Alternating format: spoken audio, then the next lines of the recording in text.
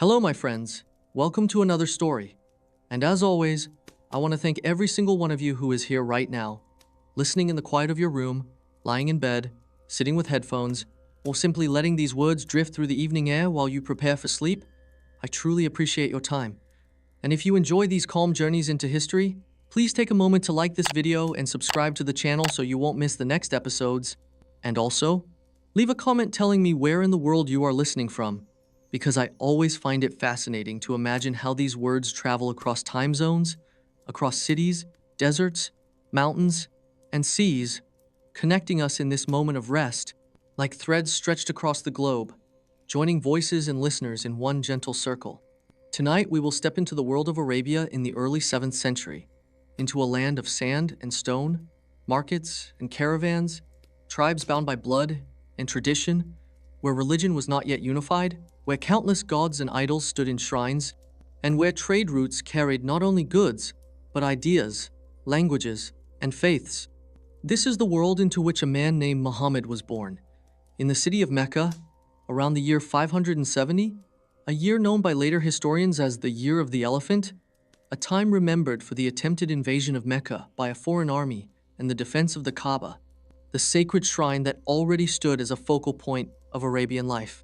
From this beginning, from a childhood marked by loss, since Muhammad's father died before he was born and his mother when he was still a child, he was raised by relatives, first his grandfather, then his uncle Abu Talib, learning the ways of the caravan trade, walking the desert paths, seeing the flow of wealth and hardship, listening to the chants of poets who told stories under the night sky. The city of Mecca itself was not only a commercial hub, but a spiritual one, with the Kaaba housing hundreds of idols representing tribal deities, while Jews and Christians also lived nearby, and travelers spoke of one God, the God of Abraham, stories that Muhammad surely heard, even as a boy, even as he watched the sun rise over the desert and set behind the hills. He grew into a man respected for honesty, known as Al-Amin, the trustworthy, a merchant whose word was valued and whose dealings were fair. And in time he married Khadija, a wealthy widow, older than he, who recognized his integrity and wisdom, and with whom he shared a deep bond of loyalty and respect. It was in these years of adulthood, while caring for his family and living in Mecca, that Muhammad began to seek solitude, to climb into the cave of Hira in the mountains near the city, to spend nights in reflection, away from the noise of markets and disputes of tribes, contemplating the meaning of life, the justice of society, the suffering of the poor, the corruption of the powerful, and the nature of God. And it was in one of these nights of retreat, tradition tells us, that the event occurred which would change not only his life, but the course of history. When the angel Gabriel appeared, commanding him to recite, to speak the words of revelation, words that burned with urgency and clarity, words that began the recitation that would later be gathered into the Quran. In that moment, Muhammad trembled, uncertain, overwhelmed. But Khadija comforted him, believed in him, and sought counsel from her cousin Waraka, who confirmed that this was a message like those given to prophets before, a call from the same God who spoke to Moses and Jesus. And so began the mission of Muhammad, the slow and difficult work of proclaiming monotheism in a city devoted to idols, of calling people to abandon their gods and turn to one God alone, of urging them to charity, to justice, to mercy, to honesty.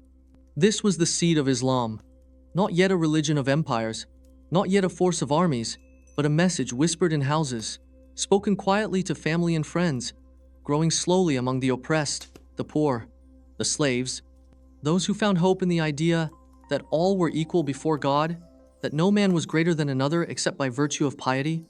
Tonight we begin this story, not as a tale of conquest, not as a list of rulers and battles, but as a human story, of one man who believed himself called to guide his people, of his doubts, his struggles, his exile, his return, and the legacy that reshaped the world.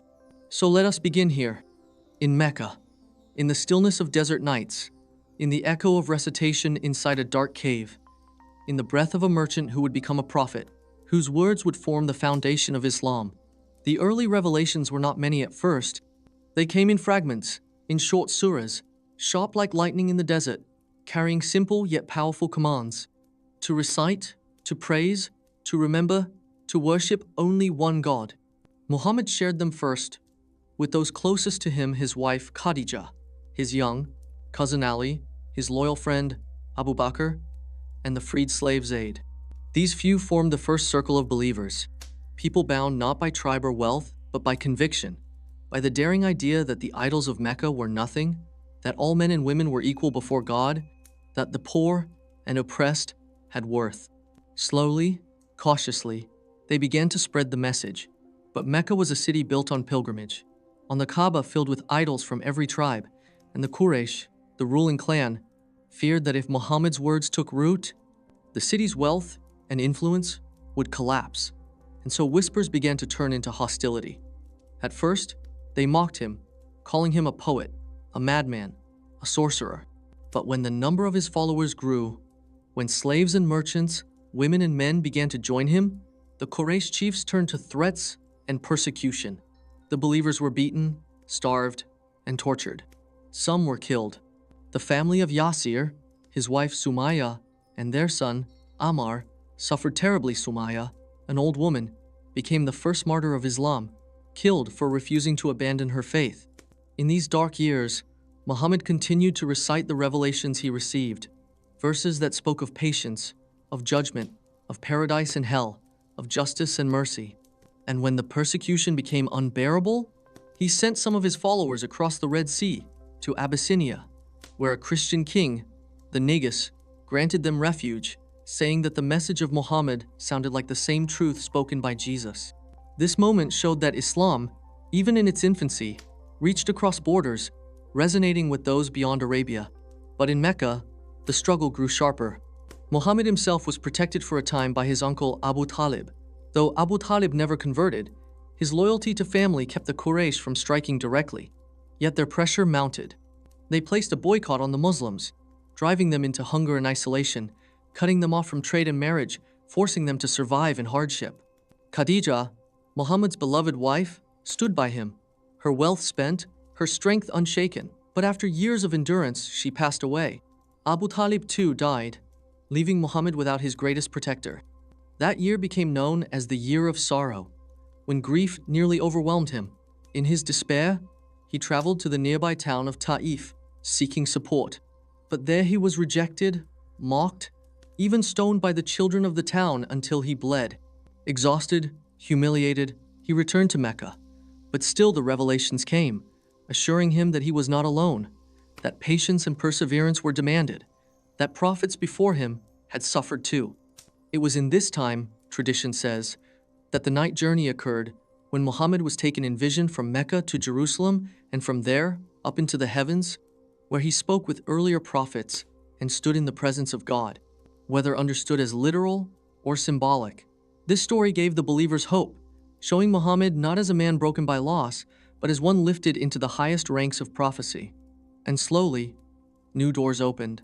Pilgrims from the city of Yathrib, later called Medina, came to Mecca and heard Muhammad's message.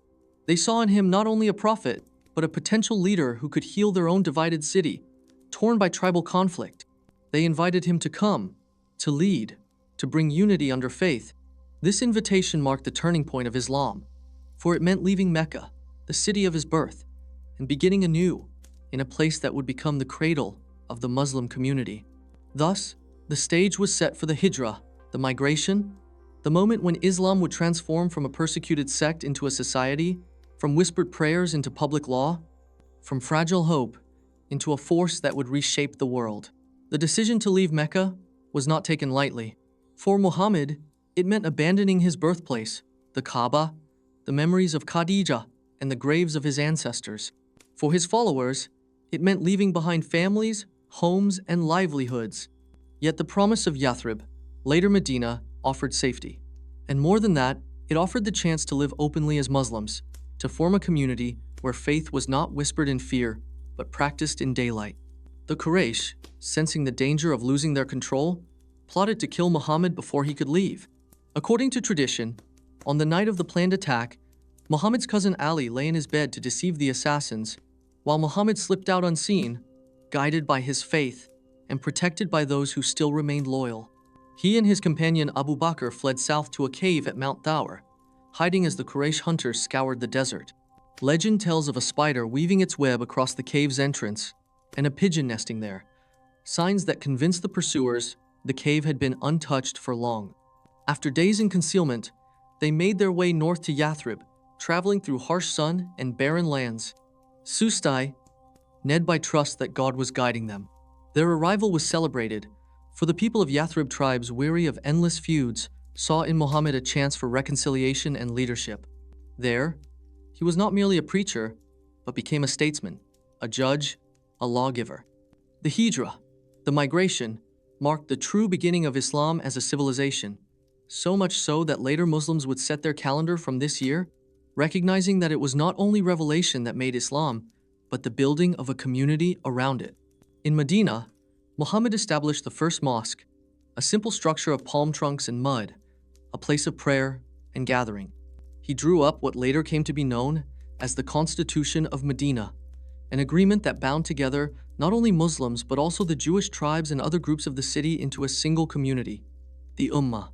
This document was revolutionary, for it declared equality across tribes and religions in civic life, an early attempt at pluralism, setting loyalty not on bloodline but on shared commitment to peace and justice. In these years, Muhammad's role expanded. Revelation continued, bringing not only verses of patience, but also of law rules of charity, of fasting, of marriage, of fairness in trade. The faith grew deeper, shaping the daily lives of its followers. Yet Medina also became a place of conflict, for the Quraysh of Mecca could not ignore this new power rising in the desert. Raids on caravans, battles such as Badr, Uhud, and the Trench, all followed, each testing the survival of the community. At Badr, against overwhelming odds, the Muslims achieved a victory that shocked Arabia, seen as a sign of divine support. At Uhud, they suffered a painful defeat, learning lessons of unity and obedience. In the Battle of the Trench, they held Medina through strategy and endurance, showing that survival required more than courage, it demanded foresight and cooperation. Through these struggles, Muhammad's leadership was cemented, not as a tribal chief, but as a prophet whose guidance extended to every part of life. Gradually, tribes across Arabia began to see Islam not as a fragile sect, but as a force they could not ignore. Converts multiplied, not only from belief, but also from the recognition that Muhammad's community was resilient, organized, and blessed with momentum. Yet the struggle with Mecca was not over. The Kaaba still stood filled with idols, and the Quraysh still resisted the call to abandon their gods. The stage was set for further confrontations, for treaties broken and fulfilled, for a march that would one day return Muhammad to the city from which he had been driven, no longer a persecuted preacher but a leader of a nation, ready to reclaim the sanctuary and dedicate it to the one God alone. The years in Medina had transformed Muhammad from a man hunted by his tribe into the leader of a rising community. Yet the shadow of Mecca always remained. The Quraysh still controlled the Kaaba, still mocked the message of Islam, and still sought to crush its spread. But time was no longer on their side. The battles had shown that the Muslims could not be easily destroyed, and alliances were shifting across Arabia. Tribes that once ignored Muhammad began to recognize that his call was not fading, but gaining strength. In the 6th year after the Hijrah, Muhammad made a bold move. He and his followers set out for Mecca, not with weapons, but in simple garments of pilgrimage, intending to perform the sacred rites of the Kaaba. It was a gesture of faith and strategy, for pilgrimage was an ancient rite, and to deny it would expose the Quraysh as unjust in the eyes of Arabia. Yet the Quraysh, fearing humiliation, barred the Muslims from entering. Tension mounted, and swords nearly clashed, but instead of war came negotiation. At Hudaybiyah, a treaty was signed 10 years of truce between Mecca and Medina. The terms seemed unfavorable to the Muslims, even humiliating, but Muhammad accepted, seeing further than his companions. For the first time, the Quraysh recognized Muhammad as an equal party, acknowledging the legitimacy of his movement. The treaty gave Muslims freedom to spread their message without constant war, and in the months that followed, conversions multiplied at a pace unseen before. Islam was no longer confined to Medina. It began seeping into every corner of Arabia, carried by traders, travelers, and new believers emboldened by the promise of peace. Yet treaties, like all human promises, could be broken. And so it was when allies of the Quraysh violated the truce, spilling Muslim blood. The time for restraint ended. Muhammad gathered an army of 10,000, a force unimaginable only years earlier, and marched toward Mecca. As they approached, the Quraysh, once defiant, saw the futility of resistance. Many surrendered without a fight. Others fled. Muhammad entered the city with humility, not as a vengeful conqueror, but as one who sought reconciliation. He proclaimed amnesty to most of his former enemies, declaring that those who entered the sanctuary of the Kaaba, or the houses of their families, would be safe. Then, at the heart of Mecca, he approached the Kaaba, the ancient cube that for centuries had been filled with idols of every tribe. One by one, he ordered them removed and destroyed, reciting the verse, "Truth has come, and falsehood has vanished. Indeed, falsehood is bound to vanish." With the idols gone, the Kaaba was rededicated to the worship of the one God alone. For Muslims, this moment was not merely political but spiritual. The reclaiming of the house built, as they believed, by Abraham and Ishmael for pure devotion. Mecca was transformed from the bastion of opposition to the center of Islam, and Muhammad, once in exile, now stood as its guardian. The conquest of Mecca was not the end, but it was the turning point. The tribes of Arabia, witnessing the fall of Quraysh pride and the mercy shown by Muhammad, began entering Islam in waves. Delegations came to Medina, pledging loyalty, accepting Islam, or at least acknowledging its dominance. The dream of unity, long fractured by tribal wars, was becoming reality. The Prophet had established not just a religion of private faith, but a social order, a political system, and a vision of life that bound people beyond tribe and bloodline. Islam was no longer fragile. It was now the defining force of Arabia, and within a few short years, it would spread far beyond, carried on the tongues of believers, and the momentum of a message that claimed universality for all humanity. The last years of the Prophet's life in Medina were unlike the struggles of the earlier days. For now, the community was no longer fighting for survival, but shaping the blueprint of an entirely new civilization. Islam was not only a set of prayers and beliefs, it became the foundation of law, social norms, and governance.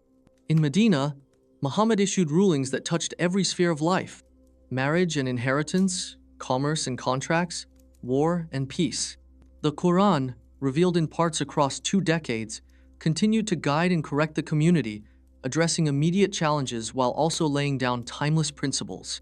The Mosque of Medina was both a place of worship and the seat of government, where delegations were received, disputes were settled, and instructions for armies were given. Around him, companions recorded and memorized his sayings and deeds, which became the Sunnah, the living example for Muslims to follow. Yet, despite success, the Prophet never lost the humility of the days when he tied stones to his stomach out of hunger. He lived simply, slept on a mat of palm fibers, and repaired his own sandals. Visitors from foreign lands often expected a king robed in splendor, yet found a man who sat among his companions as one of them. His authority was not rooted in wealth or tribal power, but in moral weight and the conviction that he was the messenger of God. After the conquest of Mecca, the spread of Islam accelerated beyond imagination. Tribes from across Arabia sent delegations, some out of faith, others out of political calculation, but the result was the same. The Arabian Peninsula, fractured for centuries by tribal rivalries, was uniting under one creed. Muhammad oversaw treaties, integrated new believers, and cautioned against arrogance. He reminded his companions that leadership was a responsibility, not a privilege, and that the true measure of piety was righteousness, not lineage or wealth. One of the most striking episodes of these years was the farewell pilgrimage. In the 10th year after the Hijrah, Muhammad announced his intention to perform Hajj, and tens of thousands of Muslims accompanied him to Mecca. On the plain of Arafat, he delivered his farewell sermon, a message that still echoes in Islamic memory. He declared the sanctity of life, property, and honor, abolished blood feuds and usury, emphasized equality among all humans, declaring that an Arab has no superiority over a non-Arab, nor a white person over a black person, except in piety. He reminded men of their responsibilities toward women and urged the community to hold fast to the Quran and his example. For many, it was clear this was a final testament. Soon after returning to Medina, Muhammad fell ill. The sickness lingered for days, and his strength waned. Still, he led prayers when able, and when not, he instructed Abu Bakr, his closest companion, to lead in his place, a subtle but profound sign of succession. His household wept as his condition worsened, yet he consoled them.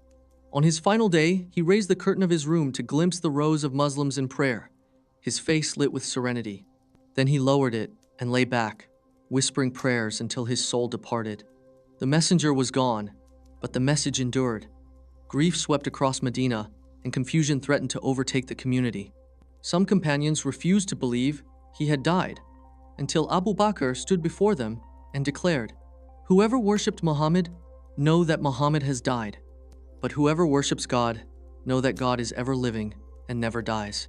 With those words, the Ummah, the community, was steadied. The Prophet's mission was complete, but his legacy was just beginning. Islam had transformed from the vision of one man in Mecca to the unifying creed of Arabia. Its survival no longer depended on the Prophet's presence, but on the faith of those who believed and the structures he had left behind. Within a few decades, that faith would spread across continents, reshaping history. The death of the Prophet left a silence in Medina deeper than any silence before.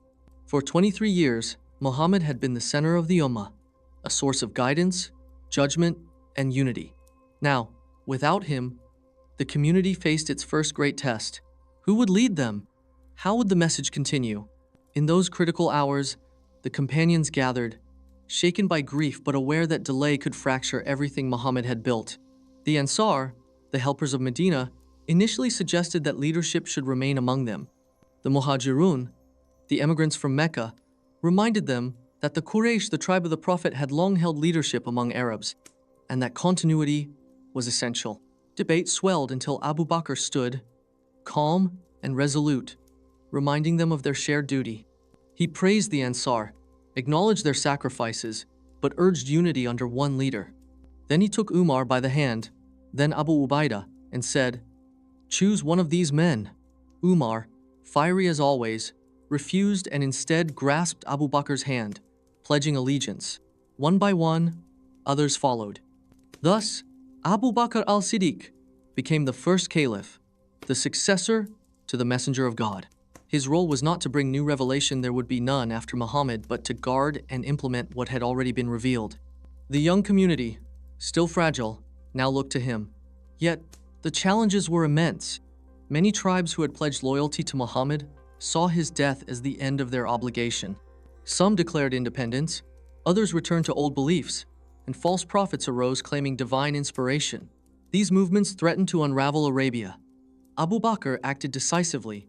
He declared that Islam was not bound to Muhammad the man, but to God, and that allegiance could not be broken. The Ridda Wars, the wars of apostasy, erupted. Muslim forces, led by generals like Khalid ibn al-Walid, marched across Arabia, defeating rebel tribes and extinguishing false prophets. It was a brutal but necessary struggle, for it secured the unity of Arabia under Islam once more. At the same time, Abu Bakr took another historic decision: to preserve the Quran in written form. Until then, it had been recited and memorized by thousands, but many of those who carried it in their hearts had died in battle. Fearing further loss, Abu Bakr ordered the collection of the revelations into one manuscript, under the supervision of Zayd ibn Thabit. This act ensured that the words revealed to Muhammad would never vanish, becoming the eternal text of Islam. Yet Abu Bakr's caliphate was brief, only 2 years. Before his death, he appointed Umar ibn al-Khattab as his successor, ensuring continuity. Under Umar, the expansion of Islam burst beyond Arabia. The Persian Empire, mighty for centuries, fell before Muslim armies. Byzantine forces were defeated at Yarmouk, opening Syria and Palestine. Within a decade, lands from Egypt to Mesopotamia had many regions eventually came under new rule.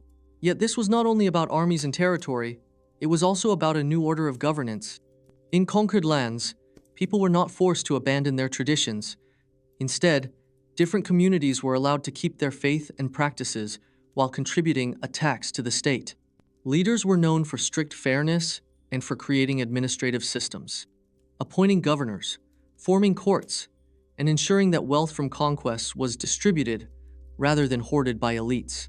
Stories spread of rulers who walked the streets at night to make sure no one went hungry, carrying food on their own backs for the poor. The message of this new tradition had been institutionalized. Its early successors were guardians, not prophets, and their legitimacy rested on their ability to uphold justice and follow the principles of the sacred text. Within 25 years of the founder's death, the faith had transformed Arabia, unsettled empires, and offered a new vision of life centered on unity and equality. Expanding upon ancient knowledge, physicians like Al-Razi and Ibn Sina advanced medicine. Mathematicians like Al-Khwarizmi developed algebra. Astronomers charted the skies with new precision. This flowering of learning was driven by a worldview in which seeking knowledge was itself an act of worship. The Quran had urged reflection on creation, and Muslims pursued this command by studying the natural world, the stars, the human body, and the mind. What began with a prophet in the desert now reached across continents, binding together nomads, farmers, philosophers, and rulers in a civilization of faith and reason. But the memory of Muhammad remained at the center. Every prayer included blessings upon him. His sayings, the hadith, were collected, studied, and debated, becoming guides for law and ethics. The Sunnah, the example of the Prophet's life, shaped daily practice, from how to eat to how to govern. For Muslims, Muhammad was not only the messenger who had delivered God's word, but also the living model of how to embody it. The foundations he had laid, justice, mercy, community, were tested, stretched, and sometimes betrayed, but they endured. Islam was no longer a fragile movement in Arabia. It was becoming a global faith, carried by traders across the Indian Ocean, by scholars across the Mediterranean, and by wanderers along the Silk Road. And in every land where it arrived, it adapted, finding expression in new languages, new cultures, and new forms of art. The call to prayer that first echoed in Medina now rose in the shadow of pyramids, palaces, and mountains. The Ummah, once a small band of believers, was becoming a civilization that would define centuries of human history. As the centuries unfolded, Islam matured not only as a faith, but as the foundation of one of history's most influential civilizations. After the first turbulent generations, stability began to emerge under the Abbasid Caliphate, with Baghdad as its shining capital. Founded in the 8th century, Baghdad became more than a city, it became the beating heart of the Islamic Golden Age. Its libraries, palaces, and markets reflected a civilization confident in its identity and hungry for knowledge. The Abbasids inherited vast lands that stretched from North Africa to Central Asia, binding together Greeks, Persians, Arabs, Indians, Turks, and Berbers under the banner of Islam. Yet the glue that held them was not conquest alone. It was the vision of a universal faith that transcended tribe and region. Islam offered a common language in Arabic, a shared law in Sharia, and a unifying set of rituals that made a merchant in Cordoba feel kinship with a farmer in the Nile Delta, or a scholar in Samarkand. But what made this era remarkable was its intellectual and cultural flowering. The Quran had urged believers to reflect, to seek knowledge, and to observe the natural world as signs of God. This imperative transformed into a civilization-wide pursuit of learning. The House of Wisdom in Baghdad became a magnet for scholars, translators, and thinkers. Ancient Greek philosophy, Persian medicine, Indian mathematics all were translated into Arabic, debated, expanded upon, and woven into a new tapestry of knowledge. Al-Khwarizmi formalized algebra, giving the world a new language of numbers. Al-Razi pioneered medical treatises that would influence Europe centuries later. Ibn Sina's canon of medicine became a standard across continents. Astronomers charted the heavens, developing astrolabes that guided travelers and sailors. Geographers like Al-Idrisi mapped the known world with a precision Europe would not achieve until the age of exploration. Yet this was not a dry academic exercise, it was driven by faith. To study creation was to honor the Creator, and to unlock knowledge was to serve humanity. The madrasa system developed, offering education in law, theology, grammar, logic, and philosophy. Students traveled great distances to sit with renowned teachers, forming networks of scholarship that spanned the empire. Knowledge was not hoarded. It was circulated, copied by hand, recited aloud, and carried in memory. Art and architecture flourished alongside learning. Mosques became centers not only of prayer, but of community life, adorned with calligraphy that celebrated the beauty of God's word. The Dome of the Rock in Jerusalem, the Great Mosque of Cordoba, the Alhambra in Granada, all bore witness to an aesthetic that fused simplicity with grandeur, geometry with spirituality. In textiles, ceramics, and poetry, Islamic culture blended influences from the civilizations it touched, creating works that spoke both to local traditions and to a universal imagination. Meanwhile, trade expanded across seas and deserts. Muslim merchants carried goods, silks, spices, paper, glassware across routes that connected China to Africa, India to Europe. Alongside goods, they carried ideas and beliefs. Islam spread not only by sword but by example, through traders who prayed at dawn in distant ports, through scholars who debated in new tongues, through Sufis who taught a path of devotion that transcended boundaries. It was in these centuries that Islam became truly global. In West Africa, kingdoms like Mali embraced the faith, blending it with local traditions and creating centers of learning like Timbuktu. In Central Asia, Turks entered Islam and would later carry it into Anatolia, shaping the destiny of the Ottoman Empire. In Southeast Asia, traders introduced Islam to the islands of Indonesia and Malaysia, where it remains the dominant faith today. What began in the desert now touched every corner of the old world. But the Islamic Golden Age was not only about expansion and learning, it was also about the struggle to balance faith with power, unity with diversity. The Abbasids themselves, though patrons of knowledge, were often plagued by internal conflict, court intrigues, and rival dynasties.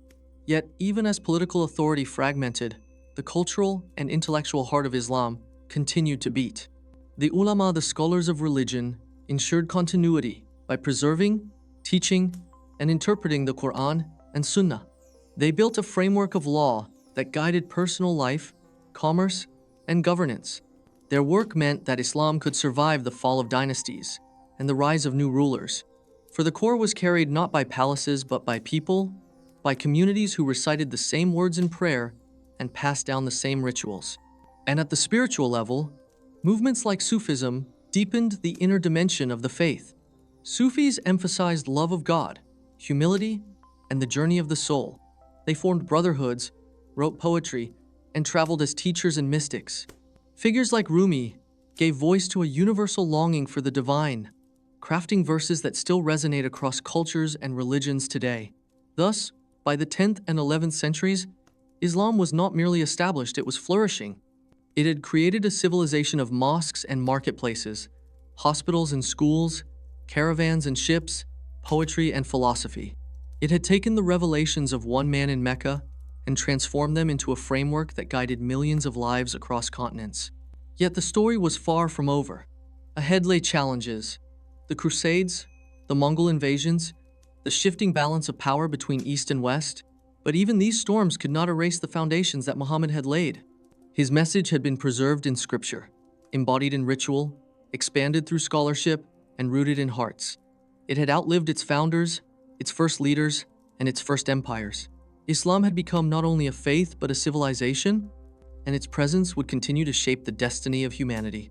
The story of how Islam began to transform from a message whispered among the ridges of Mecca into a force that reshaped an entire world truly entered its most decisive stage in the years following the Hijrah, the migration to Medina. And it is in these years that we can see how the Prophet Muhammad not only preached, but built, not only spoke, but organized, not only received revelation, but shaped the very community that would outlive him. And in doing so, he established Islam as both faith and system, as creed and civilization. Medina was not Mecca. In Mecca, the Prophet and his followers were a minority, a persecuted movement squeezed by a powerful merchant elite tied to the Kaaba, the pilgrim economy, and the tribal order. In Medina, however, Muhammad became something more than a prophet speaking to converts in secrecy. He became a statesman, a mediator, and soon, a leader with both spiritual and political authority, social and political dimensions, weaving alliances across tribes. Through these bonds, he dismantled barriers, softened hostilities, and built networks of loyalty that extended Islam's reach. But the heart of it all remained the revelations. The Quran continued to flow, verse by verse, contextual, responsive, sometimes stern, sometimes tender, but always anchoring the community. Unlike the scriptures of past prophets that were often recorded long after, here the revelations were memorized, recited, written, preserved in living voices and texts while the prophet still walked among his people. The power of the Quran was not only in its theology, but in its cadence. its language that Arabs recognized as surpassing poetry, its challenge to produce even a single chapter like it. For believers, this was not merely persuasive, it was proof. And, as the years in Medina unfolded, the Quran was no longer just recited in secret, it was proclaimed in battle camps, in treaties, in public prayers. The words were becoming the lifeblood of a new civilization. Part 4.1, then, shows us that Islam was not established in an instant, nor only by vision. It was established through covenant and constitution, through hunger and siege, through moments of triumph and moments of despair, through the human weaving of community around divine revelation. Muhammad in Medina was no longer the solitary man in a cave, trembling at the first word of Gabriel. He was the leader of a people, the founder of a polity, the anchor of a faith that would reach beyond deserts and palm groves to continents and centuries. And it was in these years, as the Ummah took root and began to branch outward, that Islam became not only a religion of belief, but a way of life, a society, a destiny. The rise of Islam in its formative years was not only a matter of faith, but also an intricate negotiation of power, alliances, traditions, and survival, for the Arabian Peninsula was a fragmented land, where clans defined identity, where honor was currency, and where gods were many yet distant from the everyday struggles of men and women who moved across deserts, oases, and bustling caravan towns.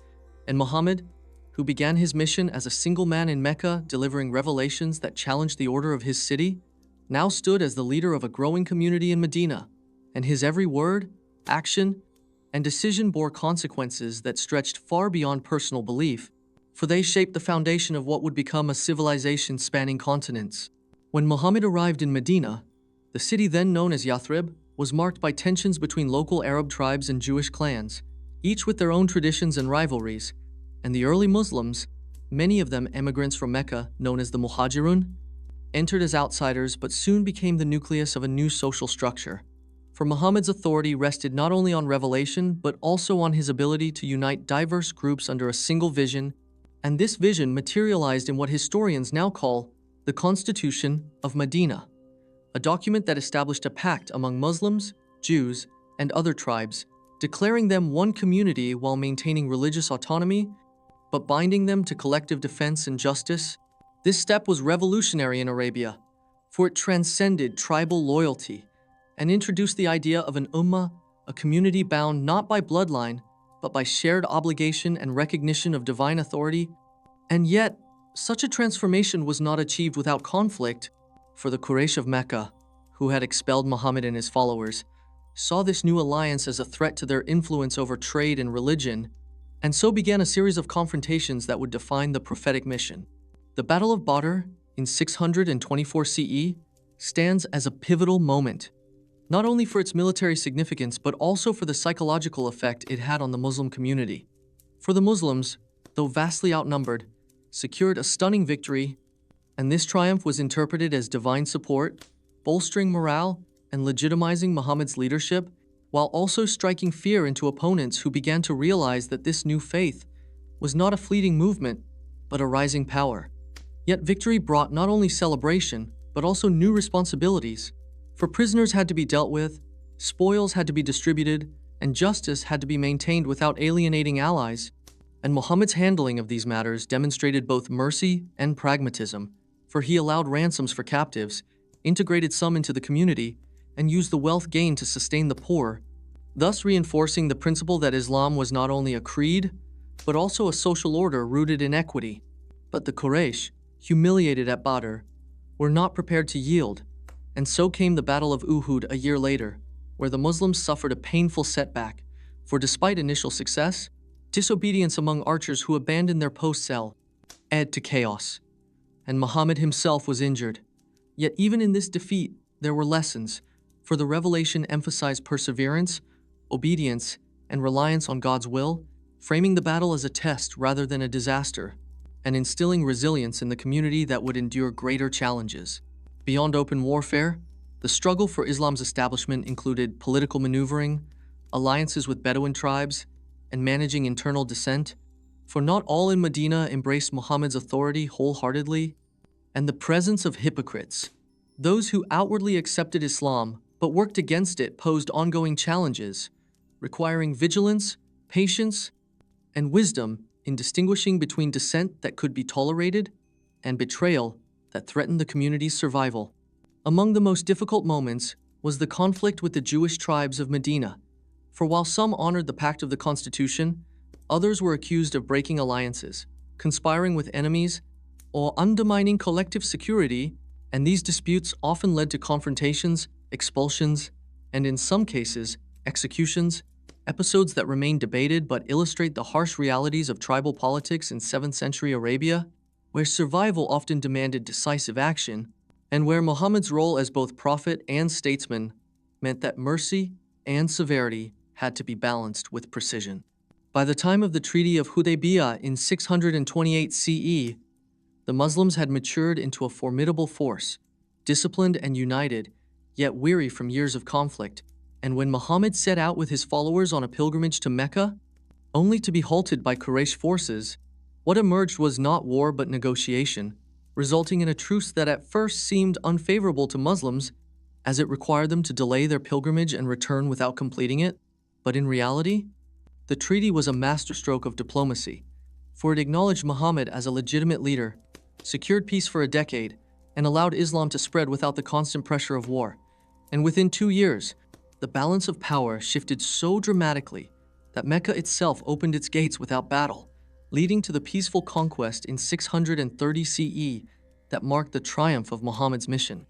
The establishment of Islam, therefore, was not merely the product of revelation in isolation, but the weaving together of faith with politics, war with diplomacy, and spirituality with governance. For Muhammad's genius lay not only in receiving divine guidance, but in applying it to the shifting realities of Arabian life, transforming fragmented tribes into a single ummah capable of challenging empires. His leadership style was marked by consultation, shura with companions, mercy toward the weak, sternness toward betrayal, and a relentless commitment to the vision of Tawhid, the oneness of God, which undercut the entire polytheistic order of Arabia and redefined identity itself. In Medina, Islam evolved from personal devotion into a comprehensive way of life that governed prayer, charity, family, trade, and justice, laying the groundwork for a civilization whose echoes stretch into the present. And yet behind the victories and treaties, there was constant tension, for each success invited new challenges, each alliance carried risks, and each revelation required the community to adapt, change, and often sacrifice comfort for conviction. The story of Islam's establishment is thus not one of inevitability, but of persistence against overwhelming odds, of a community tested by hunger, siege, betrayal, and exile, yet driven by a conviction that their struggle was not in vain, but inscribed into the unfolding will of God. In the heat of Arabia, where the desert winds carried both silence and whispers of doubt, the young community in Medina had grown beyond the stage of fragile beginnings. What started as a gathering of believers, bound by revelation and the words of one man who spoke with certainty, was now a functioning society, with its own rules, customs, and spirit. To outsiders, it might still have appeared small compared to the great empires of Byzantium or Persia. Yet, to those within, it was immense because it was alive with purpose. The Prophet's mission had moved past simple proclamation. It was no longer only about calling individuals away from idols or correcting the rites of prayer. It was about shaping a body of people into something coherent, resilient, and able to endure the storms of both conflict and prosperity. Medina was not only a sanctuary, but a laboratory of faith, where the earliest structures of Islam were tested, refined, and carried into permanence. The first necessity was unity. Medina was a city with many tribes, rivalries, and long histories of feuds. The Prophet understood that a community divided could not stand against enemies outside or temptations inside. And so he began by writing what would later be remembered as the Constitution of Medina, a pact between Muslims, Jews, and allied tribes that defined mutual obligations, justice, and defense. It was not merely a political agreement, but a declaration that the idea of belonging to one community, bound not just by blood, but by shared covenant, was possible. This was radical. For centuries, Arabian identity was tribal, measured in lineage and revenge. Now, a new kind of belonging was offered: membership in an ummah, a community of faith under God's command. This idea of ummah was not abstract. It was lived each day. It meant that a man of Quraysh and a man of Yathrib could stand side by side in prayer, and no one could claim superiority of blood or clan. It meant that when disputes arose, they were not settled only by tribal elders, but by principles of fairness revealed in verses that guided judgment. It meant that loyalty was tested not by kinship, but by sincerity in belief and adherence to the community's commitments. These were not easy shifts. Old instincts of vengeance and pride still stirred beneath the surface. Yet, slowly, the Ummah began to hold. The daily life of Medina revolved increasingly around the mosque. More than a place of prayer, it became the court, the school, the council chamber, the shelter for the poor, and the center of strategy.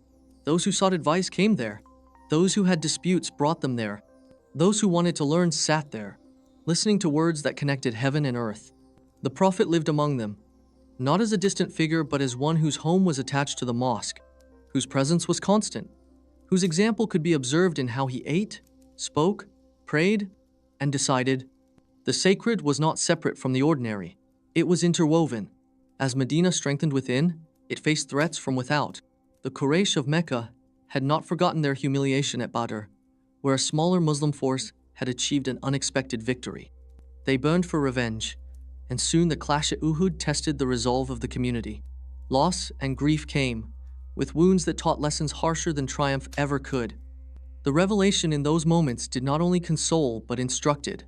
Obedience, discipline, trust, and patience were not optional virtues, but necessities for survival. Through loss, the believers were reminded that faith was not a guarantee of worldly success, but a compass to endure both success and setback. The Prophet also had to balance the fragile coexistence with tribes in Medina, especially those who broke the pact of trust. When betrayal threatened the unity of the Ummah, measures were taken that revealed another side of leadership: the ability to protect the community, even when it meant harsh decisions. Critics later debated these episodes, but within the context of survival, they were part of defining the boundaries of loyalty and treachery. The Ummah was not merely spiritual. It was political, social, and defensive. Over time, Medina became more than refuge. It became the heart of something that spread outward. Caravan routes carried not just goods, but stories. Delegations came to observe this new way of life. And while opponents saw danger in the unity of believers, others saw justice, order, and a sense of purpose that was missing in the fractured tribal landscape of Arabia. Slowly, the call that began with recited verses in Mecca now echoed beyond Medina's walls. In this stage, the Prophet was not only a messenger, but also a statesman, judge, military leader, and teacher. His authority came not from one role, but from the integration of all roles under the certainty of revelation. To the believers, this integration was what made Islam whole. Guidance for prayer and fasting existed alongside guidance for treaties and commerce, for marriage and inheritance, for peace and for war. Life was no longer divided into sacred and secular. It was one, under God. The shaping of Islam in Medina was not accidental. Each trial, whether battle, betrayal, hunger, or wealth, was met with verses that spoke directly to the situation, creating a living scripture that addressed real struggles. For the believers, this confirmed that revelation was not abstract philosophy, but active guidance. And as the community memorized, recited, and lived these words, Islam became not only a religion of texts, but a religion of memory, sound, and practice. It entered hearts not as distant law, but as immediate instruction. By the end of these years, Medina stood transformed. It had enemies, yes, but it also had dignity. The believers were no longer a persecuted minority hiding in shadows. They were a people with identity, law, and future. The Prophet had not simply survived exile. He had turned exile into foundation, and from this foundation, the idea of Islam's submission to God's will, lived in every sphere of existence, was no longer fragile. It was enduring, unshaken, and ready to reach beyond Arabia. This is how the mission deepened in Medina, how Islam moved from being a belief whispered in secret to being a structure embodied in society. This was not only about religion, it was about identity, law, and vision. The Ummah was the seed, Medina the soil, revelation the water, and the Prophet the gardener who ensured that growth endured storms. The result was a community that would outlive its founder and reshape history far beyond the desert. In the years that followed, The Prophet's message faced trials not only from the external threats of hostile tribes, but also from the deeper questions of how a faith that began with whispers in the desert could become a structure that endured across generations. And it is here that the true work of establishment can be seen, not merely in battlefields or treaties, but in the weaving of law, community, and devotion into a fabric strong enough to carry centuries.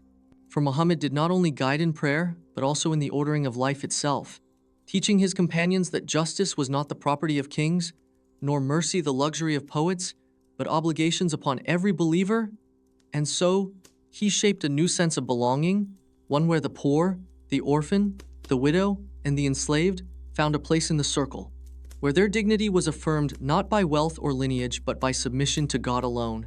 And this radical vision of equality in a world ruled by tribal hierarchies was in itself a revolution, for the Quraysh had built their prestige on ancestry, while others relied on gold or sword. But Muhammad spoke of a bond that surpassed blood and coin, a brotherhood and sisterhood of faith that stretched across deserts and seas. And to many, this was both terrifying and liberating. Terrifying because it dissolved the power of the old order, liberating because it gave hope to the forgotten. Yet establishing such a community required more than words. It required daily discipline. And so prayers were fixed into the rhythm of time itself, not floating as private devotion but structured as communal practice. 5 times a day, believers would turn towards the Kaaba, aligning body and soul in a direction that unified them beyond borders. And this simple, yet profound act made every home, every courtyard, every desert camp a node in the greater network of the faithful, a kind of living architecture without walls, where time itself became sacred ground.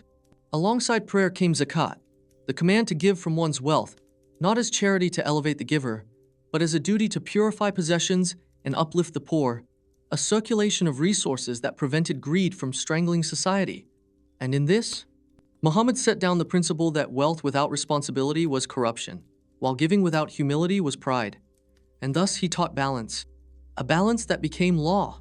And then came fasting in Ramadan, not as mere abstinence, but as a school of patience, empathy, and clarity, reminding every believer that hunger and thirst were the daily companions of many, so that in the emptiness of the stomach, the heart might be filled with compassion. And through these disciplines, Muhammad was not only shaping personal devotion, but a collective consciousness, a people tied together by acts that transcended their individual struggles. But perhaps the most enduring foundation was the revelation of the Quran itself, recited, memorized, written upon palm leaves and bones, carried in the hearts of men and women, a text that was not confined to the private chamber of a prophet, but recited in the marketplace, in the home, in the field, a voice that lived among the people.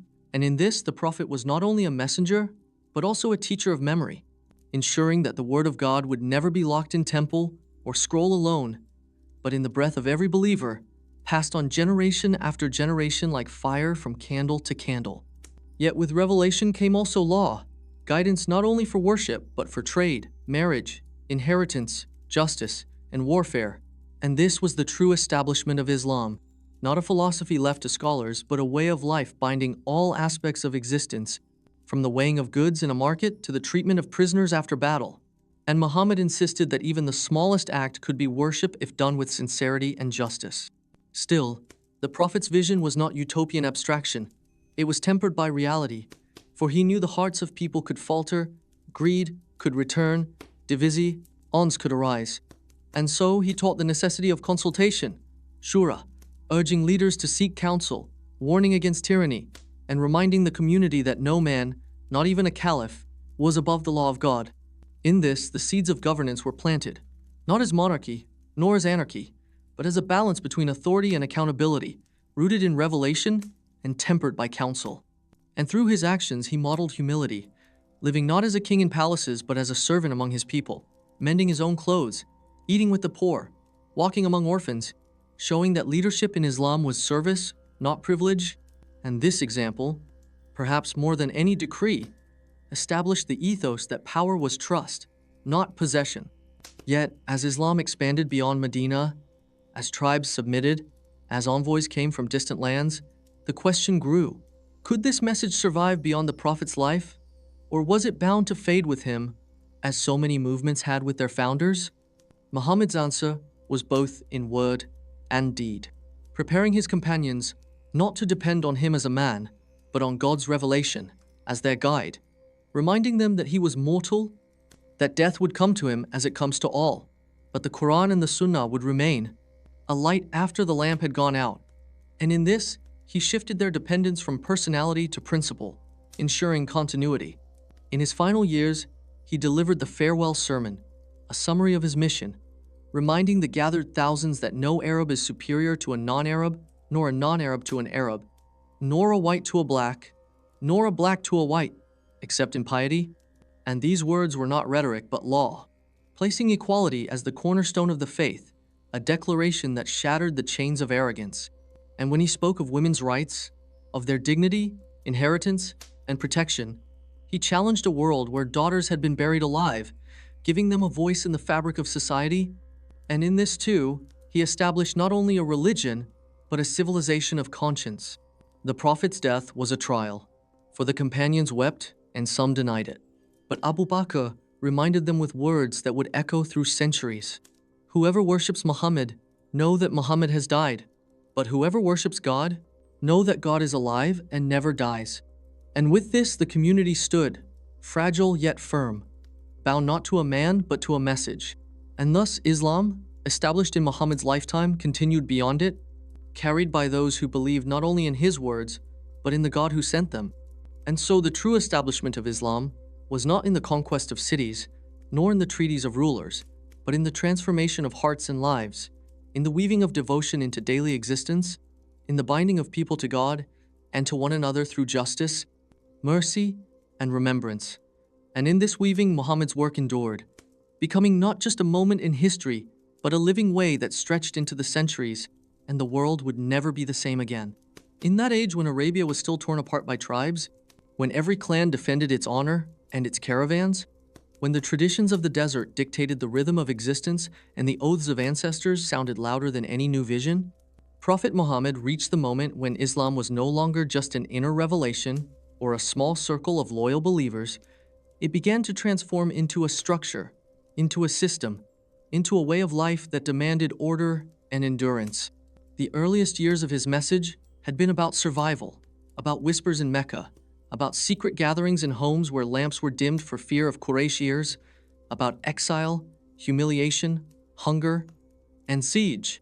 But by the time of Medina, the revelation had given not only words but laws, not only comfort but commandments, not only hope but an outline of society. The Prophet had to shape the faith into something that could live beyond him, something that would endure even after his body returned to the earth. This was the true labor of establishment, the creation not simply of a religion of words, but of an ummah, a living community, with its own discipline, its own structure, and its own unshakable foundation. The Medinan period brought battles that tested resolve. Badr, Uhud, the trench, yet those clashes were more than victories or defeats. They were trials through which the young Muslim community learned what it meant to be bound by faith rather than by blood. At Badr, outnumbered, believers witnessed that faith could turn weakness into strength. At Uhud, when many faltered, they learned that discipline and obedience were not luxuries but necessities.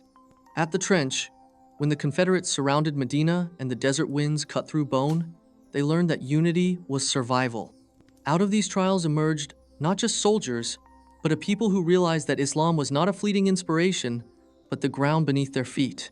Revelation during these years addressed not only the unseen and the eternal, but also the contracts of merchants, the inheritance of families, the disputes of neighbors, the punishment for crime, and the ethics of war. The Prophet spoke not as a mystic alone, but as a leader who had to shape a law. And so Quranic verses descended that touched the fabric of daily life, ensuring that the faith was stitched into every corner of existence. This was how the religion passed from vision to reality, from a voice in a cave to a society in the sun. But with power came challenge. The tribes of Arabia did not easily surrender their pride. Some joined the Prophet in Medina sincerely, others with suspicion, and still others waited, calculating, watching to see which way the wind of fortune would blow. There were hypocrites who spoke faith with their tongues but carried betrayal in their hearts, men who prayed in the mosque but whispered treachery in the dark, and the Prophet, though he knew, endured them, for unity mattered more than vengeance. Around him, Companions grew into pillars of the future Abu Bakr, with his quiet steadiness, Umar with his uncompromising strength, Uthman with his generosity, Ali with his knowledge and courage. They were not merely followers, they were the hands that carried the foundation stones of Islam, and each of them was tested, each of them proved that the message was greater than the man, yet still utterly dependent on his guidance. The Prophet had to weave a balance between mercy and firmness, between patience and action, for a faith that would endure could not be built on indulgence alone, nor on severity alone, but on a rhythm of justice that reflected both human need and divine command. In Medina, treaties were written, not only with Muslims but with Jews and other tribes, creating a charter that historians later saw as one of the first written constitutions in history. It set terms of loyalty, mutual defense, and rights, demonstrating that Islam was not isolation but coexistence under law. Yet coexistence was fragile, and betrayal was never far. Some tribes broke alliances, others conspired with enemies, and the Prophet was forced to act, not in cruelty but in necessity, showing that the faith was not defenseless, that it would not crumble under deceit. It was in these years that the Prophet taught what it meant to command without tyranny, to forgive without weakness, to strike without injustice. Slowly, Arabia began to change. Tribes that once mocked Islam began to reconsider. Caravan routes that once turned their backs on Muslims now sought their partnership. The name of the Prophet carried weight not just in Medina but across the sands, whispered with both fear and admiration. Yet through all this, he never abandoned humility. He mended his own clothes, sat with the poor, ate simple food, and reminded his companions again and again that he was only a servant of God, that the revelation was not his own but entrusted to him. That power belonged not to man but to the Creator. The building of Islam was not the work of swords alone. Though swords were drawn, it was not the work of words alone. Though words were recited, it was the work of a life lived as an example, a life that showed what faith looked like when embodied in action. Every decree, every judgment, every treaty, every battle, every act of kindness or firmness became a thread, and together those threads formed the cloth of Islam, a cloth that covered not just the men and women of Medina, but would soon stretch across Arabia and beyond. The Prophet taught that the Ummah was one body, that its pain was shared, that its joy was shared, that no believer could see another hungry without feeling hunger themselves, that no believer could see another oppressed without feeling oppression themselves. This sense of shared destiny was revolutionary in a land where tribal loyalty had once been the highest law. Islam reshaped identity itself, demanding that men who once would not have shared water with rivals now stood shoulder to shoulder in prayer. And as years passed, the community strengthened, the revelations deepened, and the vision of Islam as a complete way of life solidified, preparing the foundation for what was to come: the unification of Arabia, the challenge of empires, and the enduring presence of a faith that would outlive its enemies and carry its light into centuries yet unborn. In Medina, the Prophet's presence did not only mark the continuation of revelations, it also demanded the shaping of a living community that would embody those words in daily practice. And this was perhaps the most decisive stage in the establishment of Islam as a functioning faith, because it was no longer only about the acceptance of a message, but about the building of a society governed by it, one that needed rules of conduct, systems of justice, bonds of loyalty, and frameworks of belief that reached into every chamber of life, so that the word submission became not merely a declaration of faith, but a rhythm guiding market transactions, family relationships, disputes, and even the way people greeted each other in the street. And this was not achieved by sudden force, but by a careful weaving of principles into the very fabric of Medina, until the city itself became a model that later Muslims would call the first Ummah, the first true community of believers, bound together not by clan or tribe, but by their shared allegiance to God through His messenger, which in itself was revolutionary for a people long fractured by tribal loyalties. The Prophet began by drawing up what is often remembered as the Constitution of Medina, a remarkable document in the 7th century Arabian context, because it did not simply affirm the supremacy of one tribe or one leader, but sought to unite diverse groups, including the Muslim immigrants from Mecca, the native helpers of Medina, and even Jewish tribes who lived there, declaring that they were all part of one community with mutual obligations, rights of protection, and responsibilities in defense. And though later tensions and conflicts would strain these arrangements, the very idea of a written pact that transcended blood lineage and attempted to bind people by shared principles was extraordinary in its time, and it shows the prophet's role not only as a spiritual guide, but as a statesman who understood that belief had to be anchored in structures of governance. Within this framework, the prophet emphasized justice, repeatedly teaching that favoritism was unacceptable, that even if the guilty was from a noble family, the punishment should not be waived, and this radical insistence on equality under divine law began to undermine centuries of tribal privilege. For no longer could the powerful assume immunity, while the weak suffered, and countless traditions remember how he personally judged disputes with impartiality, urging reconciliation, but never allowing injustice to stand unaddressed, thus reshaping people's idea of authority as not the arbitrary will of a chief, but the faithful application of divine guidance.